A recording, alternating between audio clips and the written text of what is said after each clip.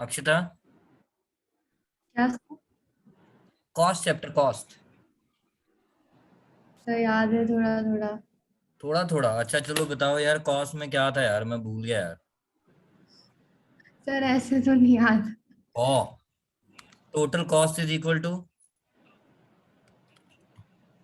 इतना तो बता दो यार, ऐसे मत करो। सर सब भूल गए 12th का अब तो। हे भगवान, मतलब रात गई बात गई। बताते रहोगे ना तो फिर वो याद आ जाएगा। अच्छा वो तो मैं याद दिला ही दूंगा, बट यस। संजय, सर टू चलो मैं बताता हूँ बच्चों, कोई बात नहीं। हम करते होते थे शॉर्ट रन। यार आज मेरा दिन खराब है क्या?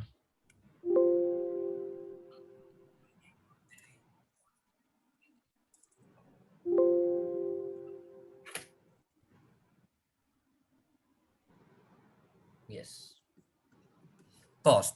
अगर मैं याद दिलाऊं बच्चों आप लोगों को थोड़ा थोड़ा, that in the short run some factors are fix and some are variable, ऐसे बोलते थे बच्चों। थोड़ा थोड़ा याद करो कॉस्ट में। Fixed cost and variable cost. Absolutely right.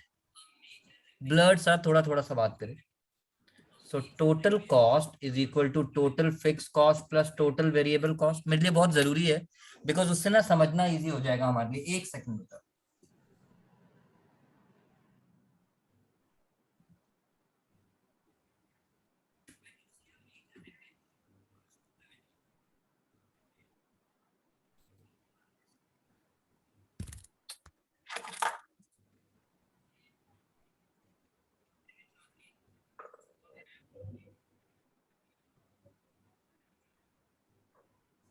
Actually there is one simultaneously, वो आपको पता है ना बैकअप क्लासेस होती हैं संजय, तो यस वो भी अब सर। मुझे मैनेज करनी पड़ती हैं वर्क फ्रॉम होम के केस में, तो वो साथ साथ वो चल रही है।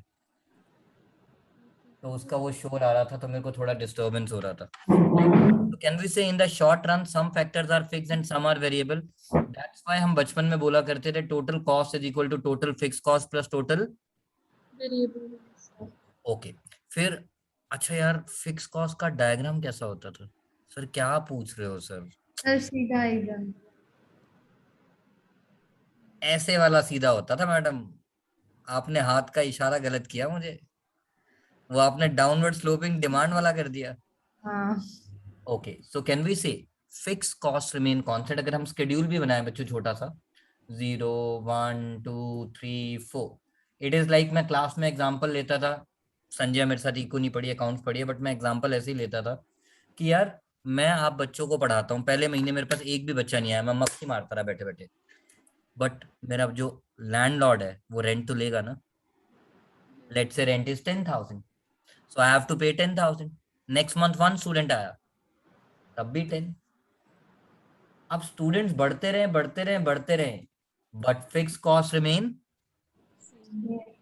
तो ये बात याद रखना, ये बात याद रखना। बाद में मैं पॉइंट टू रिमेंबर लिखवा भी दूंगा, भूल जाऊं तो मुझे संजय या अक्षता याद दिला देगी। Fix cost in total remain same unless and until question says otherwise. Fix cost in total remain same. Sir समझ नहीं आई बात, मैं दोबारा याद दिलाता हूँ। फिर याद है टीएफसी को जब हम क्वांटिटी से डिवाइड कर देते थे तो क्या आ जाता था? Average fixed cost. और एवरेज फिक्स कॉस्ट की इकोनॉमिक्स डेफिनेशन याद दिला रहा हूं क्योंकि मुझे यूज करनी पड़ेगी at times. Fix cost per unit, और per unit cost of fix factor of production is called average fix cost. Average fix cost का डायग्राम कैसा होता था? सर कैसी बातें कर रहे हो बेटा, rectangular hyperbola. AFC was rectangular hyperbola, why? Because ये देखो, आप प्रूव करते हैं बच्चों उस चीज को। 10/1, 10/2, 10/3, 10/4। तो average fixed cost keeps on decreasing for every additional output produced. And natural mathematics, when denominator increases, numerator remains same. तो fraction तो छोटा होता जाएगा ना. So that's why we say per unit fixed cost decreases for every additional output, but total fixed cost remains. तो ये बात याद रखनी है, total fix cost always remain constant unless and until question says otherwise. per unit fixed cost called average fixed cost called fixed cost per unit will keep on changing. Natural average तो change होगी यार. So far so good. Yes, sir. Sir आप FM पढ़ा रहे हो या economics? दोनों, क्योंकि इकोनॉमिक्स के बगैर वो एफएम हम पढ़ नहीं सकते बच्चों. तो ये थोड़ा सा इकोनॉमिक्स मुझे चाहिए बेटा. ना आगे चलते हैं पुत्र. अब हम बात करते हैं वेरिएबल कॉस्ट की. वेरिएबल कॉस्ट की शेप कैसी होती थी भूल जाओ, इकोनॉमिक्स वाली. उसका रीजन है पुत्र. Now when you go to a shop, कुछ शॉप्स पे लिखा होता है, हिंदी में भी लिखूंगा इंग्लिश में भी लिखूंगा.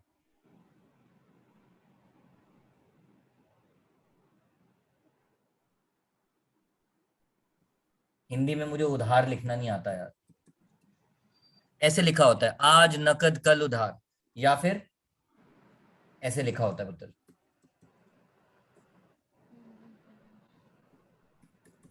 Only cash, No credit. Right. और कुछ शॉप्स पे तो ये भी लिखा होता है. ये सब तो खैर टाइम पास के लिए कर रहा था, बट रिकॉल करवा रहा था. If you have gone to the shopkeeper asking for Pepsi और एनी फ्रूट जूस,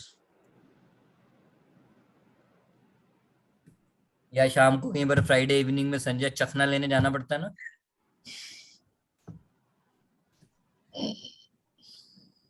तो वहां पे क्या लिखा होता है? Price, sir. Price. इसका मतलब क्या है पुत्र, बड़े प्यार से सुनना.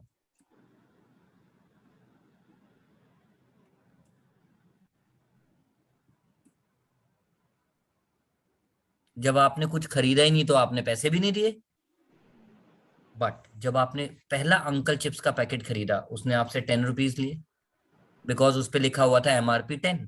जब आपने 2 पैकेट्स लिए तो वो आपसे कितने पैसे मांगेगा? 20.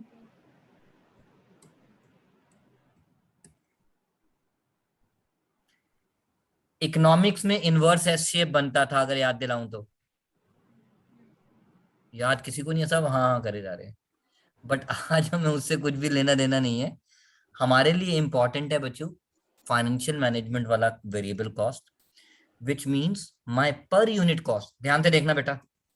अब टोटल वेरिएबल कॉस्ट को जब मैं क्वांटिटी से डिवाइड कर दूंगा तो मेरे पास क्या आ जाएगा पुत्र? Average variable cost, which is also called variable cost per unit, which is also called variable cost per unit. देखो जरा.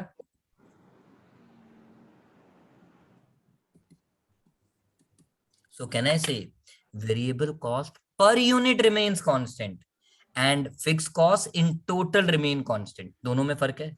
उसमें टोटल कांस्टेंट रहता है, एवरेज कीप्स ऑन चेंजिंग. इसमें average called per unit constant रहता है, total keeps on changing. Is this point clear? क्योंकि ये बातें शायद हमें कहीं काम आ सकती हैं, इसीलिए मैं बता रहा हूं जब पेपर थोड़ा सा गंदा बनता है. एंड दैट्स व्हाई टीवीसी का डायग्राम बच्चों इधर देखो, दोनों में अपवर्ड स्लोपिंग रिलेशन है, पॉजिटिव रिलेशन है. और जब भी पॉजिटिव रिलेशन होता है तो diagram has to be upward sloping. ये तो हम पढ़ते आ रहे हैं, फर्स्ट ईयर सेमेस्टर में भी इकोनॉमिक्स में पढ़ा होगा, that between the two variables whenever we have inverse relationship, diagram is downward sloping. Whenever we have direct relationship, diagram is upward sloping. So far so good. Lock कर दूं? कर दिया. Now अब आप लोग मेरे साथ लिखोगे पॉइंट टू रिमेंबर. सबसे पहले लिखोगे बच्चों पॉइंट टू रिमेंबर. ये सब कुछ लिखने की जरूरत नहीं थी, ये थोड़ा सा याद दिलाना था बेटा. अब कुछ लिखना शुरू करोगे आप मेरे साथ. Before I start the chapter called leverage, पहले तो point two remember, PTR, point two remember. TFC called total fixed cost,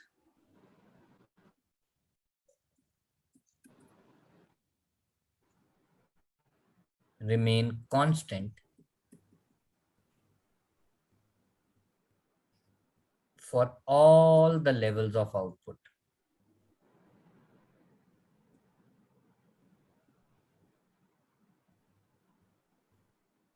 unless and until question says otherwise. Is this point clear, Akshita? Yes, Sanjay? sir. Yes, sir. And second point, variable cost per unit remains constant.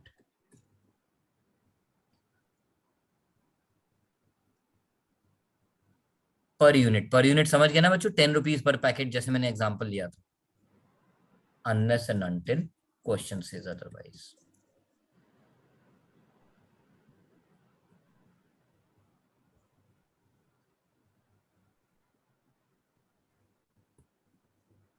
So far so good, Sanjay.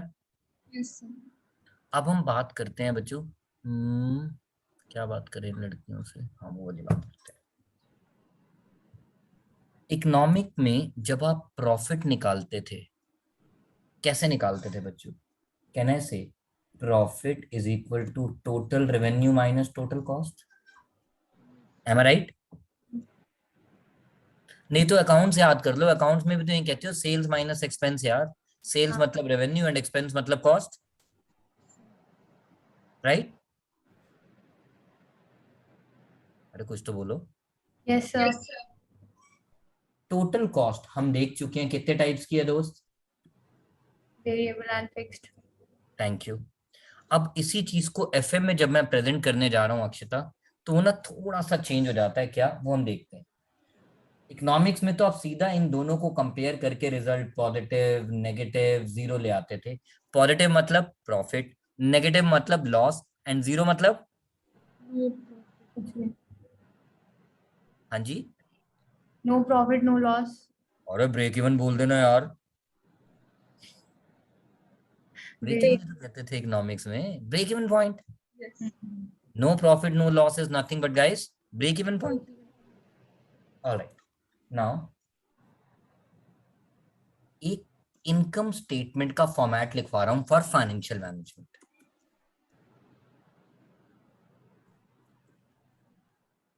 Sales minus variable cost.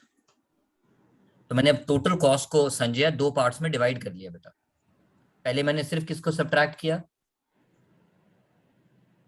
Variable cost को. फिर मैंने किसको subtract किया? Fixed operating cost को, जिसको आप fix cost बोलते थे. अब हम धीरे धीरे उसको फिक्स ऑपरेटिंग कॉस्ट बोलेंगे. सर ऐसा क्यों? अभी बताऊंगा बेटा. अब मेरी बारी. संजय यहाँ पे ये जो फिगर आई इसको भी तो कोई नाम देना पड़ेगा ना. Like let's say my sales is 100, variable cost is 40, तो 60. हिंदी में हिंदी पिक्चर का डायलॉग बोलूं, इस प्यार को मैं क्या नाम दूं? Financial management. आप लोगों के पास मैनेजमेंट अकाउंटिंग भी है? सर वो नेक्स्ट सेमेस्टर होगी. नेक्स्ट सेमेस्टर में शिफ्ट हो गई है अब? सर हमारा बीकॉम प्रोग्राम है ना, तो हमारा ओह, इस सेमेस्टर सिर्फ अच्छा. Financial management. Okay, got it got it. Contribution, तो इसको हमने क्या नाम दे दिया दोस्त? Contribution. कॉन्ट्रीब्यूशन. ये नाम है, रट्टा मारना पड़ेगा, आई कांट हेल्प इट. अब इसमें से जब आप फिक्स कॉस्ट लेट से 20 रुपीज माइनस कर दोगी या 25 रुपीज माइनस कर दोगी, तो रिजल्ट कितना आ गया? 35. 60 सब सॉरी 70 सब्ट्रैक्ट कर दिया तो रिजल्ट कितना आ गया? -10.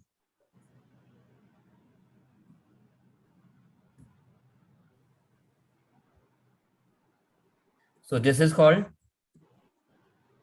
profit. Profit. This is called. No. This is called. Break. अब इसको थोड़ी देर के लिए मैं भूल गया, इसको मुझे आगे कंटिन्यू करना है. फाइनेंशियल मैनेजमेंट में मैंने फिक्स कॉस्ट की जगह वर्ड यूज किया है फिक्स ऑपरेटिंग कॉस्ट. सर क्या फर्क होता है? बता दूंगा ना यार. और ये जो प्रॉफिट आया इसको फाइनेंशियल मैनेजमेंट में बोलते हैं बच्चा पार्टी, जो आपने 12th के बिजनेस स्टडीज में भी पढ़ा हुआ है, ऑपरेटिंग प्रॉफिट. मैं भूलता नहीं हूं. Operating profit which is called EBIT. याद करो अपना 12th standard. EBIT is called earning. Sir कहाँ याद है सर, रात गई बात. Before income tax.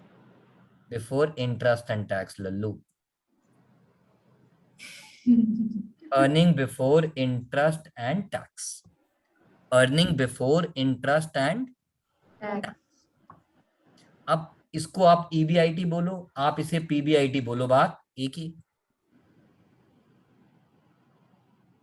It means, बड़े प्यार से सुनना, जो मैं आगे कुछ लिखूंगा अभी, थोड़ा थोड़ा बताने की कोशिश कर रहा हूं साथ साथ। Akshita, Yes, sir. यार फिक्स ऑपरेटिंग कॉस्ट, लाइक मैं अपने कोचिंग इंस्टीट्यूट का ही एग्जांपल लेता हूँ। बच्चा पढ़ने आ रहा था नहीं आ रहा था, मैं मक्खी मार रहा था मच्छर मार रहा था, मेरा लैंडलॉर्ड तो रेंट ले रहा था ना। Hmm. So that's the cost, a minimum cost I have to incur to operate my business. So can I say it is the operating risk which is associated with my business. Hmm. So it is the fixed operating cost which is the deciding criteria about the operating risk involved in the business. अगर मैंने कोई space rent पे ले रखा है जिसका 5 लाख रुपए rent है, लॉजिकली सोचो बिजनेसमैन बन के, यानी पहले मुझे इतने स्टूडेंट इकट्ठे करने जिनसे 5 लाख रुपए फीस आए ताकि मैं खाली रेंट दे सकूं, उसके बाद अपना पेट भरने के बारे में सोचूंगा।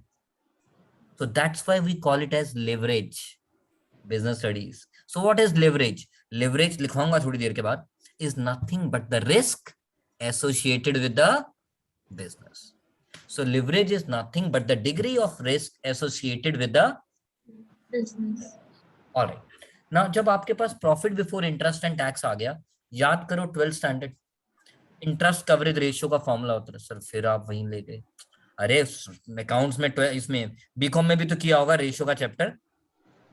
नहीं सर वो तो ऐसे ही हो गया बस, अच्छा चलो छोड़। Profit before interest and tax, अब मैं ना फिगर्स चेंज कर रहा हूँ बच्चों यहाँ से। लेट से ये मेरी सारी फिगर्स को मैंने थोड़ा चेंज कर दिया, इसको बना दिया 11 lakh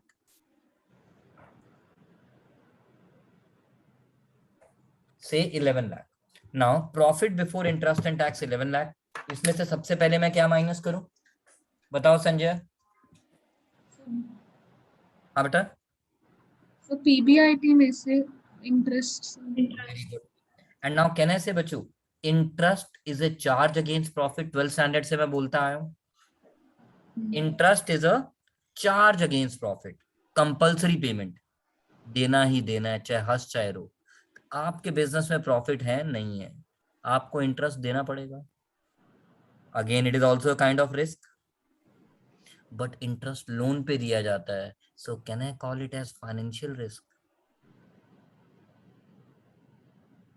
and hence business studies की लैंग्वेज में फाइनेंशियल लेवरेज, याद करो पढ़ रखे हैं आपने terms, OL operating leverage, FL financial leverage, आज उसी से स्टार्ट कर रहे हैं यार sorry. So interest, let us assume मेरा इंटरेस्ट है 1 लाख, तो अब मेरे पास कितना बच गया, 10 lakh. Now this 10 lakh will be called Profit before tax. absolutely right, जिसको मैंने लिख दिया पीबीटी, कुछ बुक्स इसे ईबीटी भी बोल देते हैं, it's one and the same thing. You call it as profit before tax, you call it as earning before tax, it's one and the same thing. अब प्यार किया है तो निभाना तो पड़ेगा, हिंदी पिक्चर के डायलॉग। वैसे ही अगर आपने प्रॉफिट कमाया है तो भारत सरकार आपसे टैक्स तो लेगी लेगी। तो जहां पे आप पॉइंट टू रिमेंबर लिख रहे थे, वहां पे एक पॉइंट और लिखो, मेरे सब बच्चे ना भूल जाते हैं बड़े होने के बाद कि सर ने ये बात 12th से बोली थी, बट नहीं, हम भूल गए, रात गई बात गई। ये इसके ऊपर हमारे बहुत सारे क्वेश्चन अटक जाते थे 12th में भी और अभी भी अटक जाएंगे। टैक्स इज ऑलवेज कैलकुलेटेड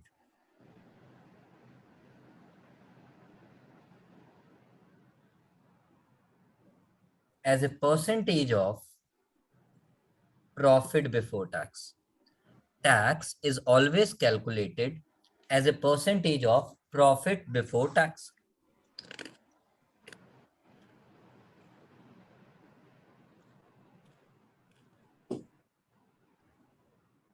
इसका मतलब Sanjay, if profit before tax is not given in the question, then वही लाइफ में हमेशा कौन तंग करता है, एक्स करता है ना संजय तंग।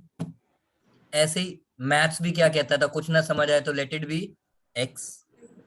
तो अकाउंट्स में भी अगर आपका प्रॉफिट बिफोर टैक्स अवेलेबल नहीं है तो आपको क्या एज्यूम करना पड़ेगा, X. राइट? भाई अक्षता मैं ऐसे ही पढ़ाता हूँ, मैं अब सीरियस होके नहीं पढ़ा सकता, तो मेरा पढ़ाने का स्टाइल ऐसे ही है भाई, मैं चलिए ऐसे। ठीक है। संजय को पता है ना मैं ऐसे ही हूँ संजय, बचपन से। पर उसने मुझे बता दिया पहले ही। ओके, सो टैक्स 40% है, तो 40% किसका कैलकुलेट करेंगे बच्चा पार्टी? पीबीटी। EBT। इस क्वेश्चन में तो दिया हुआ है, but in the exam if it is not given will assume it to be X and will solve an equation. 10 lakh का 4%, 4 लाख। अब हमारे पास आ गया दोस्त profit after tax,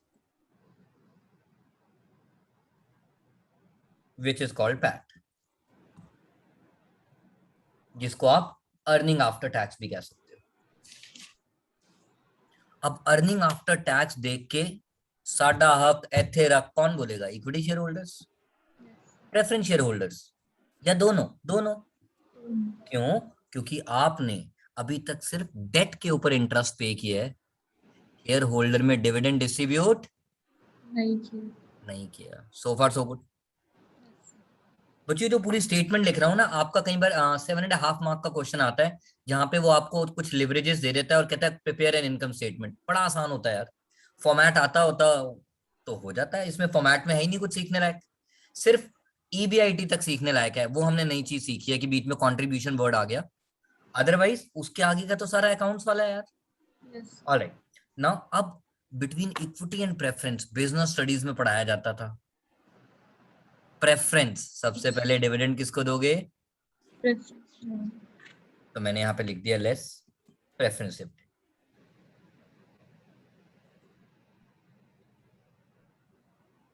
let's say 1 lakh rupees.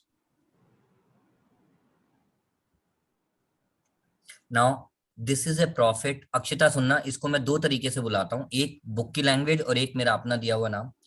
This 5 lakh is a profit which you have got after deducting interest, tax and preference dividend.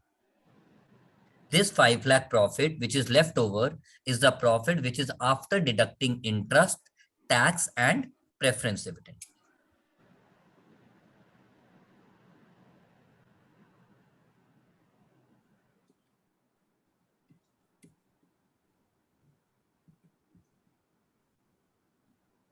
और इस profit पे अब सिर्फ किसका हक है? मालिक का। और मालिक कौन है? Equity share holder. इसीलिए इसको मैं अपनी भाषा में बोलता हूं दोस्त, EATESH. So what is this? Full form बताता हूं। EATESH stands for earning available to equity share holder. Earning available to equity share holder. So far so good. अब यहाँ पे थोड़ा स्पेस कम पड़ गया, मैं इसको ऊपर दोबारा लिख देता हूँ बेटा। ईटिश, मेरा वो फॉर्मेट अभी थोड़ा कंटिन्यूड है। नाउ ईटिश आने के बाद शाहरुख खान की एक पिक्चर थी जिसमें वो गाना गाता था, कौन सा? जीना है तो हर पल जियो, फिर क्या पता कल हो ना हो। गाता था कि नहीं गाता था? भाई मेरी आवाज थोड़ी बेकार है, बट मेरे को गाना गाने का शौक है तो मैं गा ही लेता हूँ। किसी को अच्छा लगे बुरा लगे, मैं अपनी तमन्ना पूरी कर लेता हूँ। ओके, सो कल हो ना हो। सिमिलरली बिजनेस भी यही कहता है, यार इस साल प्रॉफिट हुआ है, पता नहीं कल। तभी करके आप अपना 12th स्टैंडर्ड याद करो। बिजनेस कुछ पैसे प्रॉफिट के बिजनेस में रिटेन कर लेता था, let's say 3 lakh out of 5 lakh, और 2 लाख रुपीस वो शेयर होल्डर में डिस्ट्रीब्यूट कर देता था एज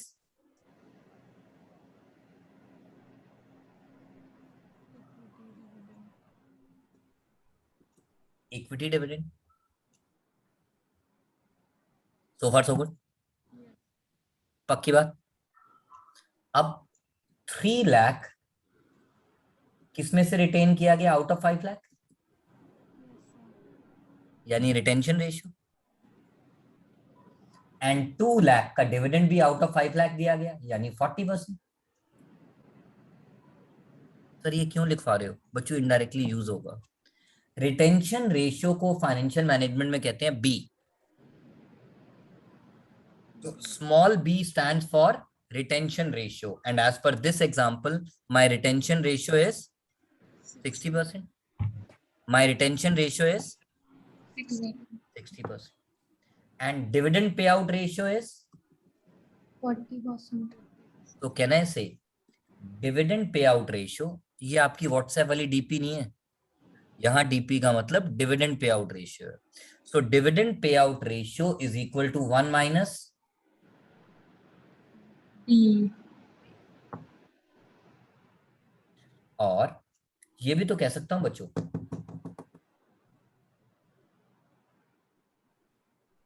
ठीक है, एक तो ये हो गया, वो चीज बाद में बता देंगे.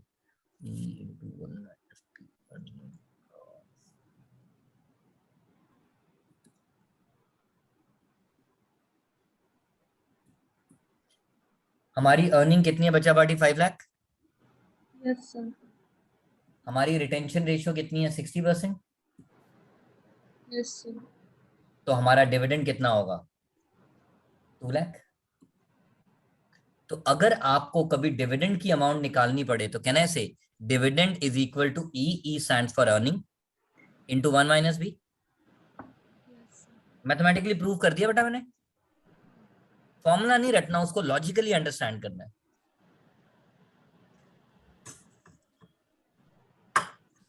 सर बी का क्या मतलब है? बच्चों बी का मतलब है रिटेंशन रेशियो. मतलब वो यहाँ पे आपने लिखा है बस ऐसे ही? नहीं ऐसे ही नहीं लिखा मेरा यार, ऐसे मत बोल. ये तो 60% निकाला था ना आपने, हम्म, तो उसी बी को रिटेंशन रेशियो कहते हैं. बी बोलते हैं? हाँ बी ही बोलते हैं. अच्छा ठीक है. वो एब्रीविएशन वाइज यहाँ पे बी है. और ये जो 40% है इसको डीपी रेशियो बोलते हैं, dividend pay out ratio. DP ratio का फुल फॉर्म मैं भी कर रहा हूँ, कई बार लिखना भूल जाता हूँ, is dividend pay out ratio. So dividend payout ratio is 1 minus B and dividend is E into 1 minus B. Now, Sanjay आपने इक्विटी शेयर होल्डर को कितना डिविडेंड दिया? 2 lakh. 2 lakh. Let's say number of equity share holders हैं 40,000. तो बताओ हर share holder को कितना dividend मिला? 2 lakh by 40. Thank you. DPS, I am not talking about DPS 45. Here by DPS I mean dividend per share. इनमें से कुछ फॉर्मूलाज ऐसे हैं बच्चों जो आपको मोर देन 2-3 चैप्टर्स में यूज होंगे. तो dividend per share can I say is nothing but equity dividend divided by number of equity shares.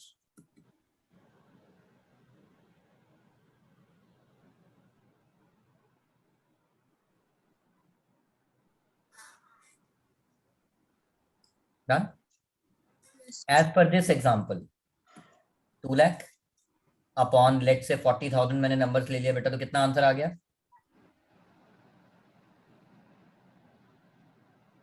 5. Done. अब मैंने नेक्स्ट चीज पूछी अक्षिता से. Akshita, yes sir. Akshita company ने इक्विटी शेयर होल्डर के लिए कितना पैसा अर्न किया था? 5 लाख. और let's say equity share hold एक काम करते हैं 50,000 कर लेते हैं ताकि कैलकुलेशन इजी हो जाए. ठीक है, to make you clear and without calculator के काम हो जाए, मैंने उसको 50 कर दिया. We are assuming the number of equity shares are 50,000. Company ने इक्विटी शेयर होल्डर के लिए 5 लाख रुपए कमाया और टोटल इक्विटी शेयर होल्डर है 50,000. तो बताओ हर शेयर होल्डर ने कितना पैसा कमाया? मिला चाहे नहीं मिला, मिला तो उसको 4 रुपए. कंपनी ने टोटल इक्विटी शेयर होल्डर के लिए कितना पैसा कमाया? क्या 50,000 रुपए का टोटल नहीं कमाया? और नहीं नहीं नहीं, नहीं आप गलत बोल रहे हो. कंपनी ने अर्न तो कितना किया था? 5 लाख. और number of equity share holder कितने हैं? 50,000. तो बताओ कंपनी ने हर शेयर होल्डर को कितना पैसा कमा के दिया? 10,000. क्या हो गया लड़की? Yes Sanjay, 10 rupees. चलो आपने मेरी लाज रख ली. अर्निंग पर शेयर बच्चों, basically I was asking 5 lakh is earned for how many people? 50,000. So how much is earned for one person? Simple, average. So basically this is nothing but, can I say, ETISH divided by number of equity shares.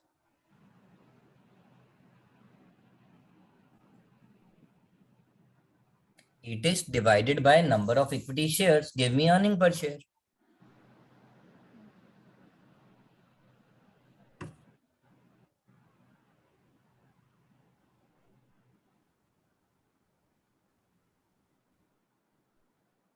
So far so good. Okay, Sanjay इधर देखना बेटा sir. Dividend per share is equal to earning per share कितना है आपके पास? 10. Retention ratio हमारी कितनी थी? 60% यानी 0.6. तो डिविडेंड पर शेयर आप इस फॉर्मूला से भी निकाल सकती हो और आप इस इक्वेशन से भी निकाल सकती हो. It's simple. हम तो क्वेश्चन में देखेंगे डेटा अमाउंट टर्म में अवेलेबल है या पर शेयर टर्म में अवेलेबल है. क्लियर है अक्षिता मेरी बात? संजय? Yes sir. तो ये जो फॉर्मूला लिखा था ना डिविडेंड रुपीस में निकालने वाला, ये सेम फॉर्मूला पर शेयर निकालने के लिए भी यूज कर लिया. अगर अमाउंट में डेटा दिया है तो अमाउंट निकाल देंगे, पर शेयर में डेटा दिया है तो पर शेयर निकाल देंगे. क्रक्सेस, अगर मैं छोटी सी बात बोलूं जो हम कभी भूले ना, यहां तक लिख लिया आप लोगों ने बेटा? Sanjay are you done?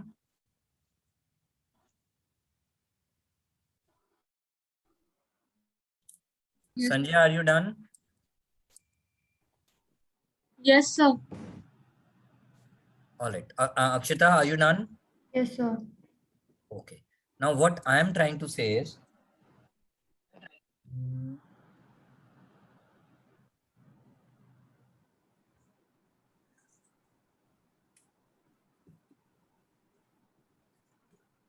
dividend payout ratio plus retention ratio का sum total is always 1.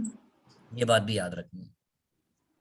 हालांकि फॉर्मूला में कवर हो चुकी है, but this is how I remember. अलग से लिख लेता था तो मेरे को माइंड में याद रहता था कि dividend pay out ratio plus retention ratio is always equal to 1.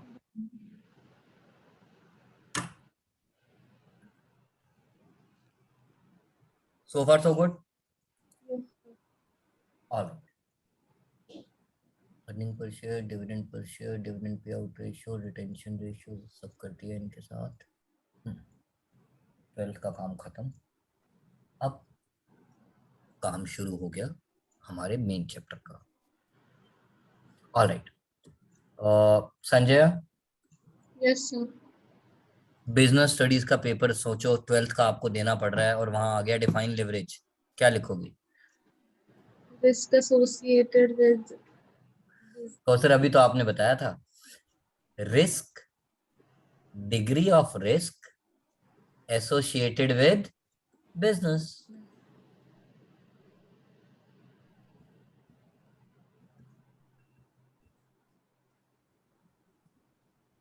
Degree of risk associated with business. और बिजनेस के रिस्क को 3 पार्ट्स में डिवाइड किया जाता है. बिजनेस के रिस्क को 3 पार्ट्स में डिवाइड किया जाता है. जैसा कि मैंने स्टार्ट किया था आज, operating risk.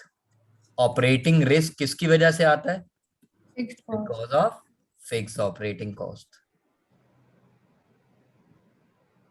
Because of fix operating cost. ये अपनी नॉलेज के लिए बता रहा हूँ, ये आप नहीं भी याद रखोगे चलेगा, बट कई बार क्या होता है ऑब्जेक्टिव टाइप क्वेश्चन आ गया या 1 मार्कर आ गया या 2 मार्कर आ गया या थ्योरी में आ गया तो वहां आपको काम आ जाता है बेटा. Second is financial risk. अच्छा, फाइनेंशियल रिस्क में संजय 2 तरह के फाइनेंशियल रिस्क होते हैं. फाइनेंशियल रिस्क में संजय 2 तरह के फाइनेंशियल रिस्क होते हैं. सर 2 तरह के ऐसे जो, अगर हम बात करें interest, it's a financial risk. Debt, बचपन में पढ़ा था debt is the cheapest source of finance. क्यों बोलते हैं सीखेंगे धीरे धीरे. But yes, debt is an obligation.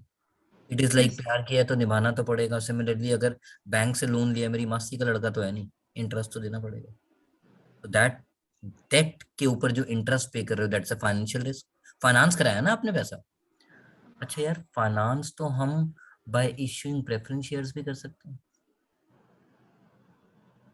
तो the second type of financial risk is, देखो शायद आप लोगों ने बिजनेस स्टडीज में ये जरूर पढ़ा होगा, कंपनी को प्रॉफिट हुए तो कंपनी को प्रेफरेंस शेयर होल्डर को तो डिविडेंड देना पड़ेगा। इक्विटी को देना कोई कंपल्शन नहीं है। कि इक्विटी तो खुद ही मालिक है, मेरी मर्जी, मैं बिजनेस से विड्रॉ करूं ना करूं। Yes. बट प्रेफरेंस, क्योंकि प्रेफरेंस शेयर होल्डर के पास कोई वोटिंग राइट्स नहीं होते, थोड़ा सा बिजनेस स्टडीज, थोड़ा सा अकाउंट सब बताना पड़ेगा। That's why the moment business earns a profit, business has to pay dividend also. फिर आप लोगों ने एक वर्ड और सीखा होगा अकाउंट्स में, हाय सर क्या सारी 12th याद दिला दी है रब्बा। Cumulative preference shares, non cumulative preference shares. Cumulative as the word says, cumulative means इकट्ठा, यानी अगर फर्स्ट ईयर में कंपनी को लॉसेस हुए तो आप प्रेफरेंस शेयर होल्डर को dividend pay, but debenture holder को तो इंटरेस्ट देना पड़ेगा। देना पड़ेगा क्योंकि वो चार्ज था। बट सेकेंड ईयर में जब प्रॉफिट होंगे तो प्रेफरेंस शेयर होल्डर को 1 साल का डिविडेंड मिलेगा या 2 साल का? 2 साल का, पिछले का भी मिलेगा अगर उसका नाम क्यूमुलेटिव प्रेफरेंस शेयर्स है तो।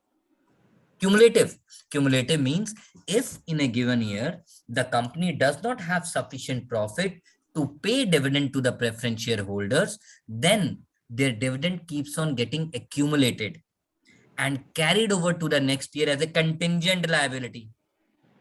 Book number 3, Analysis of Financial Statement. Sir सब आज ही पढ़ा दो।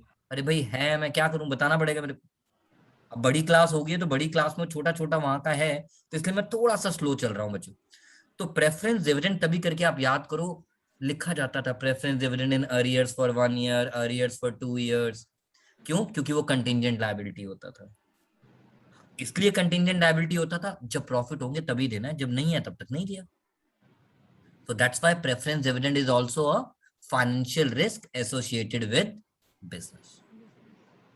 अब एक छोटी सी बात जिसके ऊपर मैं थोड़ी देर बाद, अभी क्योंकि वो मैथ्स पढ़ाने का मूड नहीं है मेरा, वो छोटी सी बात जो बाद में बताऊंगा, यहाँ पे दिखाना चाहता हूँ। संजय आपसे एक क्वेश्चन पूछना चाहता हूँ। संजय Yes. आपने इंटरेस्ट कब माइनस किया? टैक्स से पहले? Yes sir. और डिविडेंड कब माइनस किया? टैक्स के के बाद। ये बात याद रखना। इसका क्या रेलेवेंस आएगा? आपकी पूरी बुक में एक भी क्वेश्चन नहीं है ऐसा, बट फॉर्मूला दिया हुआ है तो इसलिए हम रिस्क नहीं ले सकते। Right, now my next question is financial risk. तो हमारे पास कितनी तरह के फाइनेंशियल रिस्क है मेरे दोस्त? 2 तरह के। 2. One is interest and other is, Preference. अब प्लीज, इनकम टैक्स का पेपर दे चुके हो आप बच्चा पार्टी? हवा हवाई है ना? ऐसे ही हो गया हो तो। हाँ वो हो गया, मैं मेरे को पता है, क्योंकि अगर कॉलेज खुल रहे होते तो शायद संजय का पहले ही फोन आ चुका होता, सर टैक्स पढ़ा दो, सर ये पढ़ा दो, सर वो पढ़ा दो। I know. Yes sir. उस पेपर में सिर्फ थ्योरी अटेम्प्ट किया हमने सर। और ऑप्शन था पास तो पूरा थ्योरी। हाँ काफी सारी सर थी। 10, सर 10 CGPA इनकम टैक्स। क्या बात है। तो हम बात कर रहे थे बच्चों डिविडेंड, हमने टैक्स में ना थोड़ा सा, अगर थोड़ा सा भी याद हो धुंधला धुंधला, वहां पे लिखा था dividend is exempt from tax in the hand of share holder. Dividend income पे शेयर होल्डर को टैक्स देने की जरूरत नहीं होती। तो फिर डिविडेंड पे टैक्स कौन देगा? कंपनी। तभी करके एक टर्म होता था कॉर्पोरेट अकाउंटिंग के सब्जेक्ट में, शायद पढ़ा होगा। सर क्या क्या पढ़ाओगे आज? Corporate dividend tax. यस एक वर्ड होता था बच्चों CDT, called corporate dividend tax, या उसे हम ये भी कह देते थे पुत्र डिविडेंड डिस्ट्रीब्यूशन टैक्स। तो वो भी किसको देना है? कंपनी को। तो वो भी तो कंपनी का फिर फाइनेंशियल रिस्क हो गया। सो कैन आई से financial risk involve interest plus preference dividend plus dividend distribution tax on preference dividend. Practically speaking Sanjay, आपके लेवल पे इतना कॉम्प्लिकेटेड क्वेश्चन आएगा ही नहीं, बट अगर आपके MCQs भी आजकल आना शुरू हो गए हैं, 1 मार्कर 2 मार्कर एट टाइम्स, तो then you need to remember from that point of view कि आपके फाइनेंशियल रिस्क में ये तीनों चीजें आती हैं।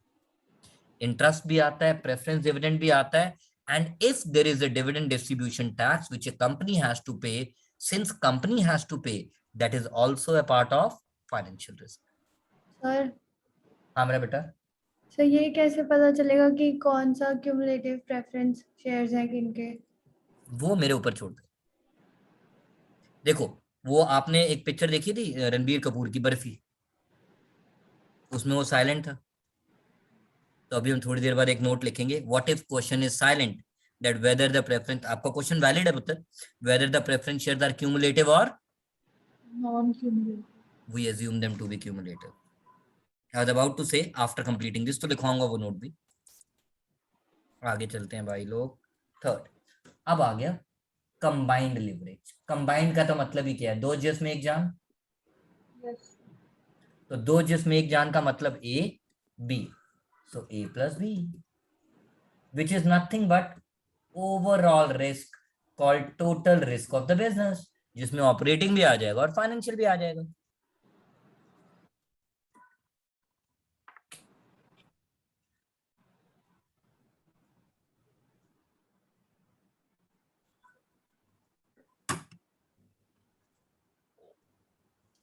सो far so good.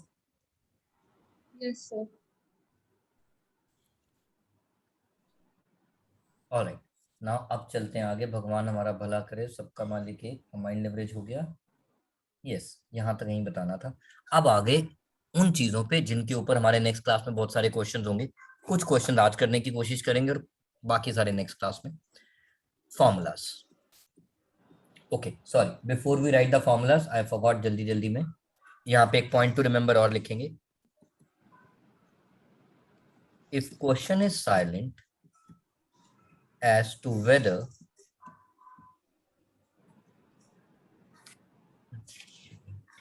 preference shares are cumulative or non-cumulative,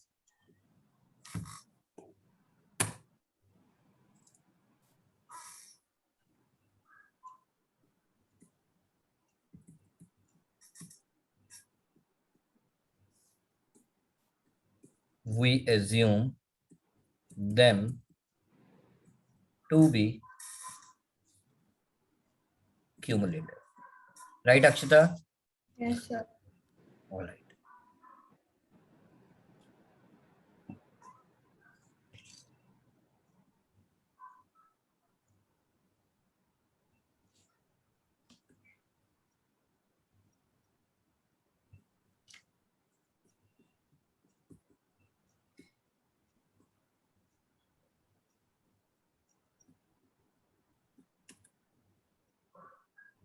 Sanjay, yes sir. अब फॉर्मूला रट्टा मारने का तरीका। देखो, मारने तो रट्टे ही हैं, बट ना कुछ कॉन्सेप्ट के साथ जब चलते हैं तो ना दिक्कत थोड़ी कम होती है। संजय, अगर आप याद करो, जब मैं आपको ऑपरेटिंग रिस्क के बारे में बता रहा था, what was the component which was related to operating risk? Fix operating cost. ये Sanjay, yes sir, fixed operating. अब जरा ध्यान से देखना इधर। फिक्स ऑपरेटिंग कॉस्ट किन दोनों के बीच में आया? कंट्रीब्यूशन और ईबीआईटी। अरे लड़की तो स्मार्ट होगी यार। तो ये ले, फिर टेंशन क्यों ले रही हो?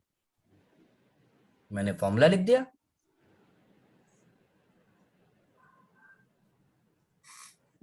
बन गया फॉर्मूला, मैं क्यों दिमाग लगाऊं?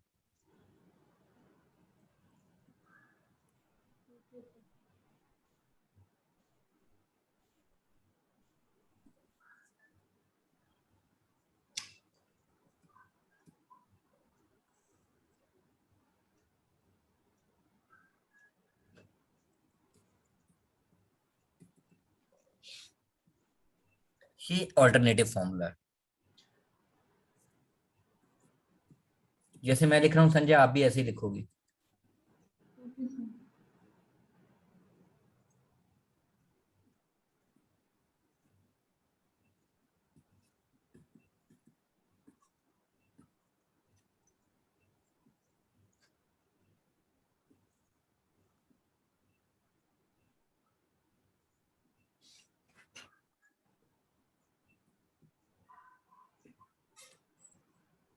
First formula most of the time we use to get the result or get the value, and second one is for interpretation purpose. Sir समझ नहीं आई बात, उनका कोई बात नहीं। मैं एक इमेजिनरी एग्जांपल लेते हैं टू एक्सप्लेन दिस। लेट से हमारा कंट्रीब्यूशन था 3 लाख, हमारा ईबीआईटी था 1 लाख, तो हमारा डिग्री ऑफ ऑपरेटिंग लिवरेज कितना आ गया guys? 3. Can I write it as 3/1? बोलो बोलो। Yes.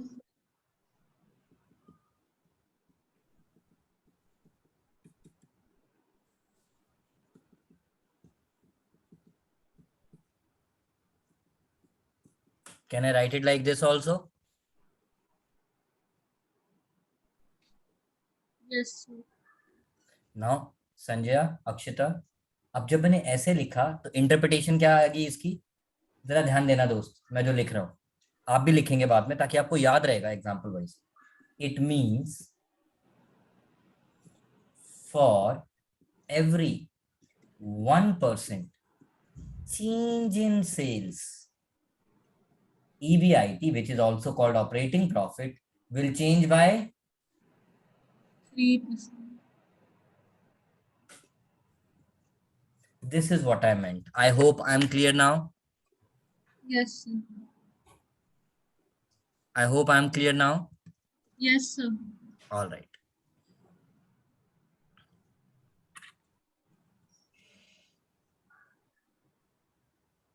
आगे चले। Yes, sir. Okay. Second formula, 3 ही तो रिस्क सिखाए हैं, पहले उन्हीं पे फॉर्मूला लिख लेते हैं। Degree of financial leverage. Akshita, yes sir. आप बुद्धू या समझदार? सर समझदार। अरे क्या बात है, फिर दिखा समझदारी मेरे साथ आज, क्योंकि मैं तो ऐसे ही पढ़ाता हूँ यार। आप बताओ फाइनेंशियल रिस्क में मैंने मेजर वर्ड क्या यूज किया था? Major, interest. हाँ। इंटरेस्ट किन दोनों के बीच में आया? एक सेकंड सर, EBIT और profit before tax. Thank you very much. तो आप मुझे बताओ फॉर्मूला क्या होना चाहिए? मजा आ जाएगा बाय गॉड की कसम। Sir EBIT upon interest earning before tax. Thank you very much. उसको बस थोड़ा सा मॉडिफाई कर दूंगा। आपने बिल्कुल ठीक बोला, बस थोड़ा सा मॉडिफाई करना पड़ेगा जो आपके लेवल पे न्यूमेरिकल में शायद ही कभी आएगा, बट कॉन्सेप्ट अगर कोई फॉर्मूला पूछेगा तो हमें वो पूरा बताना पड़ता है। सो DOFL stand for degree of financial leverage.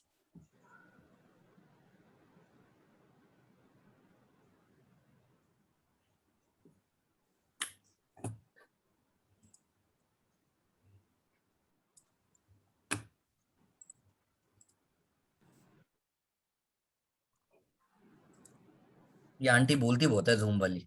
Degree of financial leverage, तो मेरी अक्षिता ने मुझे बताया फॉर्मूला EBIT अपॉन EBT। अच्छा, मैं EBT की जगह ना, जनरली आप कंफ्यूज मत हो ना, मेरी आदत है मैं अर्निंग को प्रॉफिट भी लिख देता हूँ, which is one and Same thing. Okay. यहाँ पे एक वर्ड लिखना है हमें, pre tax profit.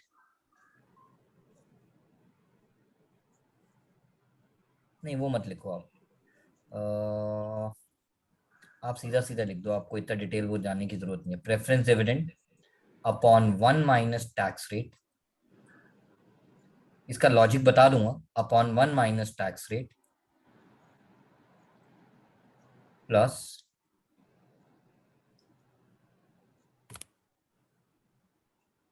That's it.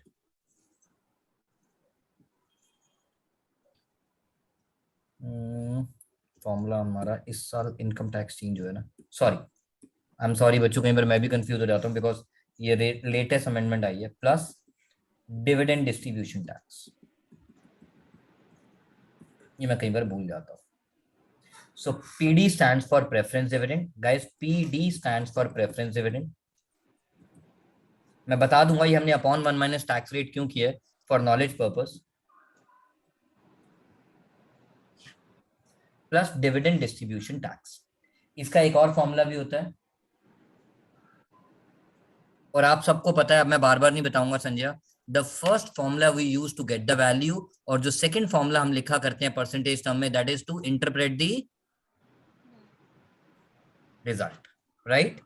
Yes sir.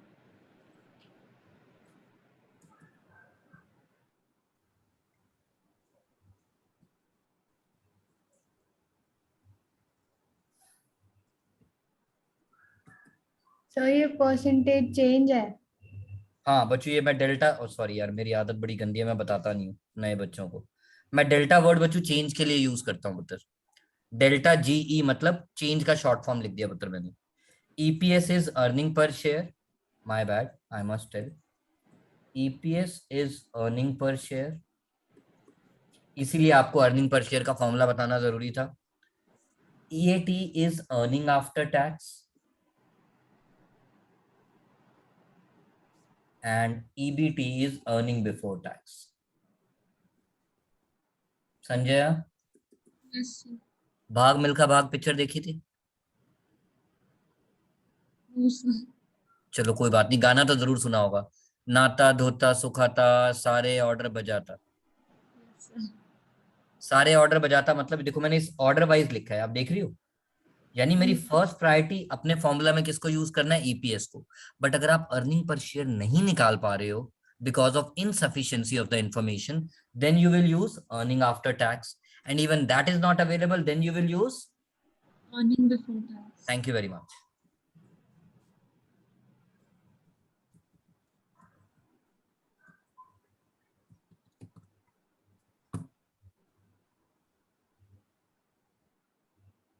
So far so good? Yes sir. All right. Akshita लिख लिया था? Yes sir. Okay, last formula आ गया, degree of combined leverage which is called overall risk. Degree of combined leverage, अब देखो basically देखा जाए overall risk का मतलब क्या है? It's a combination of operating leverage and financial leverage. Yes sir. तो मैंने क्या किया संजय, इधर देखना, मैंने सिर्फ इस फॉर्मूला को याद किया। संजय प्लीज ध्यान देना, मैंने इसके 3 फॉर्मूलाज हैं, उसमें से सिर्फ इस फॉर्मूला को याद किया क्योंकि मेरी लाइफ आसान हो गई। अब अगर किसी क्वेश्चन में डीओएल और डीओएफएल दिया हुआ है तो आपको तो दिमाग ही नहीं लगाना, मल्टीप्लाई करो, आपका आंसर आ गया, राइट? हाँ कि ना? यस। अच्छा, मान लो वो नहीं दिया हुआ तो आप थोड़ा सा दिमाग लगा सकते हो, यार सर ने ना फॉर्मूला सिखाया था क्वांटी, बोले तो कंट्रीब्यूशन अपॉन ईबीआईटी। डीओएफएल का सर ने फॉर्मूला सिखाया था EBIT upon EBT minus preference dividend upon 1 minus tax rate plus DDT, right? Yes sir. इसका मतलब डिग्री ऑफ कंबाइंड लिवरेज का फॉर्मूला क्या बन गया guys? Contribution upon EBT. So can I से अक्षिता, ऑपरेटिंग लिवरेज का न्यूमरेटर उठा लिया और फाइनेंशियल लिवरेज का, डिनोमिनेटर। Thank you.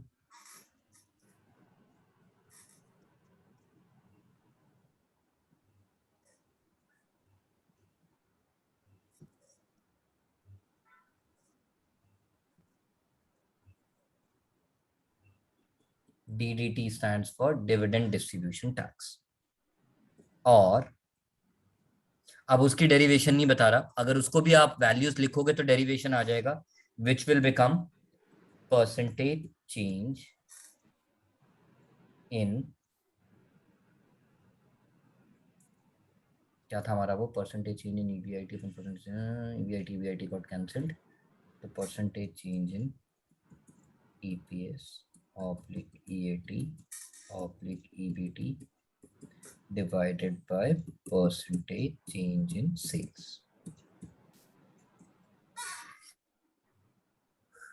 जब आप इसको डेराइव करने की कोशिश करोगे संजय, यही फॉर्मूला बन जाएगा, ठीक है? Okay sir. Alright, now before I go further, इस चैप्टर में 2-3 फॉर्मूलाज ना 12th के यूज होते हैं।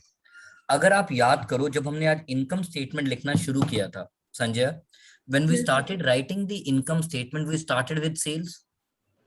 Yes. 12th में और रियल लाइफ में सेल्स को टर्नओवर भी तो बोलते हैं ना। Yes, sir. और 12th में टर्नओवर रेशियो के हमने बड़े सारे फॉर्मूलाज किए थे, उनमें से कुछ फॉर्मूलाज यहाँ पे यूज हो जाते हैं, extra formulas to be kept in mind. पहले मैं वो 2 फॉर्मूलाज लिखूंगा जो डेफिनेटली यूज होंगे, और 1-2 एक्स्ट्रा फॉर्मूलाज लिखूंगा जो मुझे लगता है कि यार उन्होंने ये पूछ लिया तो वो भी पूछ सकते हैं इनडायरेक्टली, क्योंकि पेपर में अगर कुछ नया डालना है तो ऐसे ही नया करेंगे। फर्स्ट लिखते हैं guys, total assets turnover ratio. और टर्नओवर का मतलब क्या होता है ma'am? Sales. Thank you, PATR। आपने बोला टोटल, सॉरी टर्नओवर का मतलब सेल्स, तो इसलिए न्यूमरेटर में क्या आ गया? Net sales. और टर्नओवर विद रिस्पेक्ट टू क्या देखना है मुझे? Total total asset. एसेट, तो इसीलिए न्यूमरेटर में क्या आ गया? Total asset. अच्छा, यहाँ पे मुझे नहीं पता आपकी बुक ऐसा नहीं करती, बट मैं क्वेश्चन कराते हुए बात समझाऊंगा। जो मेरे जैसे बदतमीज टीचर होते हैं पेपर बनाने वाले, अगर वो गंदा पेपर बनाए, संजय को तो पता ही है मेरे papers, right Sanjay? Yes, sir. सो आपको अपने टोटल एसेट्स में से फिक्टिशियस एसेट्स माइनस करने पड़ेंगे। Please tell me honestly, do you guys remember what are fictitious assets? 11th में भी पढ़ा था, 12th में तो दबा के रेशियो के चैप्टर में पढ़ा था। नहीं याद है तो कोई वो बात नहीं। रियलाइज नहीं हो सकते, जो जो कभी रियलाइज जो रियलाइज नहीं हो सकते, and they are in the nature of accumulated losses. All fictitious assets are in the nature of, accumulated losses. Sir example मैं याद दिलाता हूँ, अब मैं लिखूंगा ना सबको याद आ जाएगा। अच्छा हाँ, याद है deferred revenue expenditure, Yes, sir. याद है प्रीलिमिनरी एक्सपेंस। इसको तो मत लिखो क्योंकि अब कंपनी एक्ट कहता है वो बैलेंस शीट में आ ही नहीं सकता। याद है एडवर्टीजमेंट सस्पेंस? Yes, sir. याद है P&L का debit balance? Yes, sir. And एक और नाम लिख दिया जो ज्यादातर यूज हो जाता है, हाँ, अंडर राइटिंग कमीशन। एग्जैक्ट। वैसे तो और भी बड़े सारे नाम है, under writing commission, share issue expense, blah blah blah, but ये आप तभी एसेट्स में से माइनस करोगे अगर आपने इन्हें एसेट साइड पे लिखा हुआ है। गाइस अगर आपने इन्हें एसेट साइड पे लिखा है तभी तो उसको सब्ट्रैक्ट करोगे। अगर आपने उसे ऑलरेडी लायबिलिटी साइड से माइनस किया हुआ है तब तो आपने उसे एसेट में ऐड, नहीं की, तो फिर माइनस भी करने की जरूरत नहीं है। Thank you. अक्षता So जी ये आप तैयार? हाँ जी। डेफर्ड रेवेन्यू के नीचे आपने कौन सा लिखा है वो दिख नहीं रहा। अच्छा मेरी राइटिंग बहुत गंदी है। एडवर्टीजमेंट सस्पेंस, शॉर्ट में लिखा है एडवर्टीजमेंट सस्पेंस।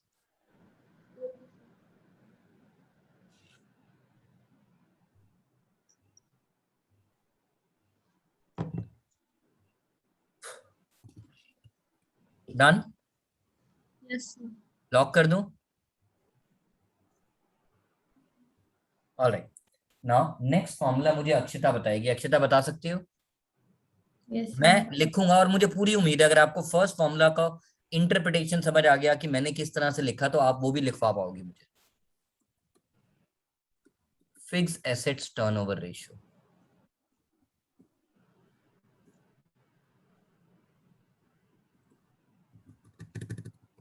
हेलो टेलो। So sales upon fixed assets. Thank you. बस आपने वर्ड नेट नहीं लगाया, मैंने आपकी जगह नेट लगा दिया। सर नेट से क्या फर्क पड़ेगा, मैं अभी बताता हूँ। जब आप ऊपर नेट सेल्स बोल रही हो तो यानी सेल रिटर्न माइनस करने के बाद वो तो सबको पता है। नेट फिक्स एसेट का मतलब होता है, नेट फिक्स एसेट का मतलब होता है book value, and book value तो मेरे सभी बच्चों को पता है is nothing but original cost minus accumulated depreciation. Depreciation. So far so good. Yes, sir. Alright, now third formula मैंने फटाफट से किससे पूछ लिया, संजय से पूछ लिया। संजय आप बताओ अब मुझे ये वाला formula.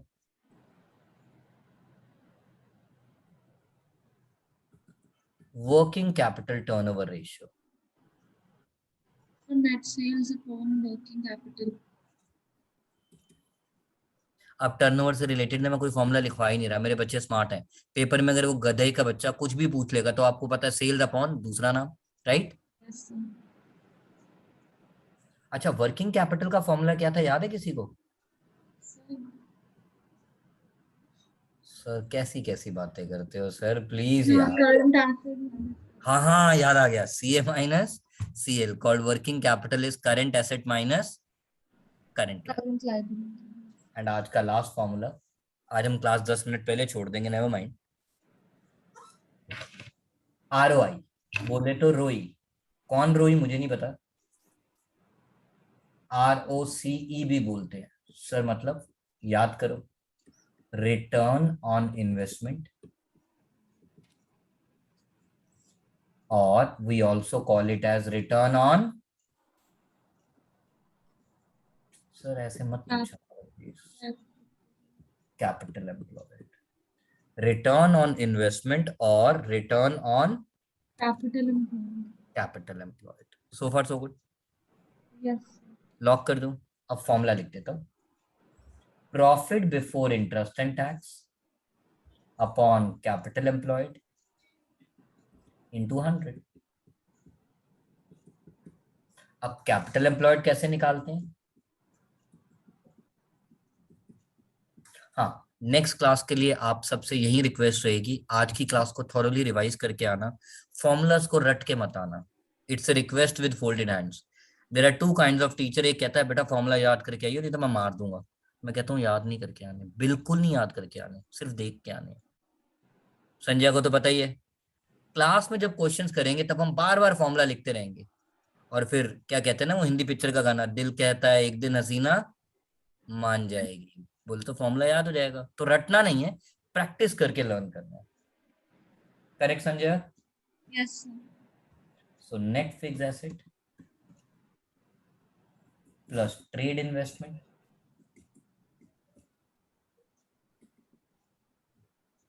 Plus working capital,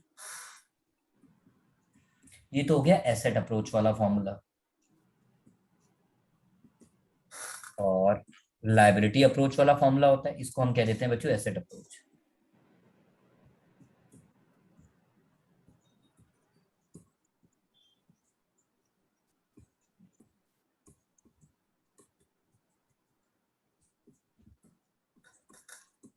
share holder fund, sir share holder fund जिसको आप बचपन में इक्विटी कहते थे, जिसको आप बचपन में नेट वर्थ भी कहते थे, plus long term debt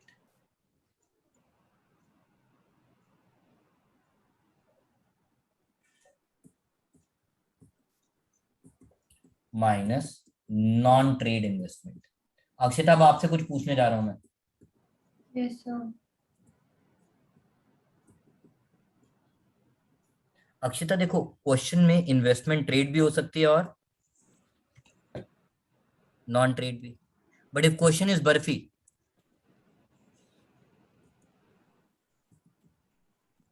you will treat investment as trade or non trade? Sir, trade. Sanjay? Trade. Non trade. आप भूल गए हो सब बच्चा पार्टी, कोई बात नहीं। जैसे आपसे पूछा जाता था, if question is silent, loan is short term और long term? Long term. Similarly investments are trade और non trade? Non trade. By default rule होता था, ये रट्टा है, बाय डिफॉल्ट के रूल्स हैं तो मैंने लिखवा दिया। If question is silent we treat investment as non trade, यानी एसेट अप्रोच से हम उसे यूज नहीं करेंगे, लायबिलिटी अप्रोच यूज कर रहे हैं तो हम उसे माइनस करके चलेंगे। गाइस नेक्स्ट क्लास में जब हम स्टार्ट करेंगे, आप लोग जहां पे ये जो आज की क्लास का जो भी कॉन्सेप्ट नोट किया है उसके आगे 3-4 पेजेस ना ब्लैंक छोड़ देना, क्योंकि कुछ कॉन्सेप्ट अभी भी लिखवाना बाकी है। वो क्वेश्चन में जैसे जैसे आते रहेंगे मैं लिखवाता रहूंगा। तो हम आज की क्लास यहीं पे फिनिश करेंगे and will just talk for 2 minutes.